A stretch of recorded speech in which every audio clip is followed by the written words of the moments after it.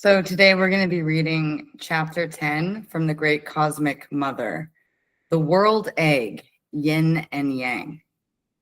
The ancient Great Mother of all living gave birth parthenogenically to herself and to the entire cosmos. She was the world egg, containing the two halves of all polarities or dualisms, the yin-yang of continuity and change, expansion and contraction of the universe.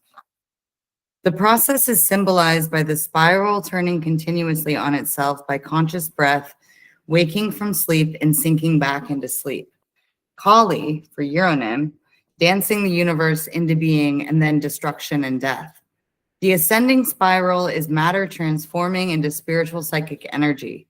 Simultaneously, from the descending spiral, the materializations of the spirit comes the differentiation of the whole manifest world. The spiral involution of energy into matter is the primary movement of the universe into created beings. The spiral evolution of matter into energy is the creative movement of these beings, consciously evolving back to their source. Inhaling and exhaling breaths of living cosmos spirals the universe into creation and dissolution. Energy, matter, world, spirit. Radiant energy can be transformed into massive particles and vice versa. The spiral is the symbolic key to immortality or internal process and is identified with the moon. Ancient as this cosmology is, it remains the most accurate statement of cosmic process yet made. 20th century physicists, using their very different mathematical language, have only been able to confirm these ancient conceptions of how the universe creates and recreates itself. The world egg's two halves were white and black, light and dark, day and night, hot and cold, life and death. It contained within itself all oppositions, but it also stated the union of opposites as the continuum is contained and synthesized within the spiral. In the Orient, some early time in the millennia before our era, the idea was formalized in the concept of yin-yang. Yin, or negative principle, originally referred to the dark shadow or shadow side of the mountain. It shared attributes with the earth, moon, water.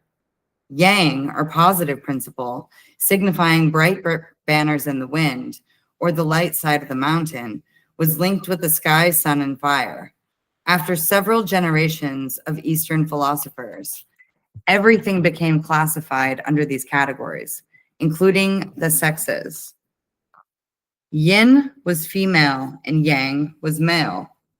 But this Eastern dualism differed originally from the moralistic dualism of the Christian West. Yin and Yang were not seen as hostile and irreconcilable opposites vying for control over the universe. Nor was one good and the other evil. On the contrary, Yin and Yang constantly complement each other to maintain cosmic harmony. And they are not fixed, static principles, but transform each other and transmute into each other in an ongoing process. Without the eternal movements and interchanges of these forces, life wouldn't exist. Winter, which is yin, changes into summer, which is yang. Both yin and yang can create, both can destroy.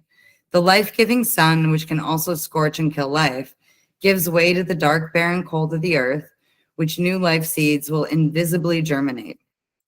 The yin-yang images and conceptual categories are pagan, from the land, since they emerge from close, prolonged experience and observation of natural processes. These processes are not linear, but cyclic. Life transmute into death, which turns into life again in a great revolving wheel. The moon goes through its changes, dies, and is reborn, because it circles in a circling cosmos, and so do the moon, like the serpent, is the avatar of these processes. The psychic focus is not on the mutual antagonisms, but on the subtle interchanges and permutations, the dance and the polarities. Later, Mandarin philosophers like Confucius used the yin-yang principle to serve the hierarchic politics of the Chinese court and the patriarchal state, emphasizing dominant yang over submissive yin. Earlier Taoists gave full value to the negative force, or shadow side yin, as a creative power equal to the yang. Taoism, a mystic and sexual religious philosophy, originated in ancient Chinese matriarchy, which saw the male as the earth animal and the female as the animal of change or transforming principle. The original I Ching characters for the female and male principles, the receptive, the creative hexagrams, contain these matrifocal meanings also.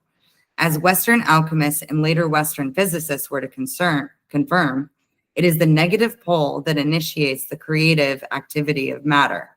Some physicists theorize that the universe began to organize, gathering shape and motion in the shadow sides of randomly scattered particles. Also, until recently, scientists have assumed that the weight of the universe was in bright stars and speedy particles. But now they've found the enormous amounts of dark, cold matter circling the stars and all galactic bodies. And this matter is preponderant and responsible for the weight of the universe, which functions as gravity. As they report, the structure of the whole universe appears to be shaped by the gravity of dark matter. What has been called dark matter, the negative, the female, in both celebratory and pejorative senses, is now seen to be the original creating and sustaining force of the universe. If the expanding universe is ever to contract again, it will be from the gravity of this dark matter. The corruption of the original yin-yang oracular mystical synthesis into a dualistic system of hierarchy, dominance, and oppression occurred in the East as in the West, in the shift of human culture from land tribal to court hierarchic, i.e., the shift from matrifocal rural to patrifocal urban societal structures. In the patriarchal struggle for property and power, the yin-yang equation became a tool, a weapon of inequality and repression, both economic and sexual. Now, the yin, as receptive feminine, was interpreted as sexual, intellectual, and spiritual passivity, inferiority, and subordination.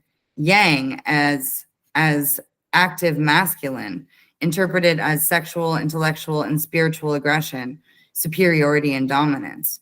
In the West also, these religiously institutionalized sexual dualisms have created the idea of heterosexual patriarchal marriage, in which a sexually oppressed and economically dependent wife serves a sexually and economically dominant husband. These concepts are highly political and serve to maintain and justify patriarchy and the subjugation of women. Yin wisdom is scorned by men as irrational weakness, and yang power is used to justify any kind of exploitative action, no matter how unjust or brutal. But these are not the original meanings of these terms.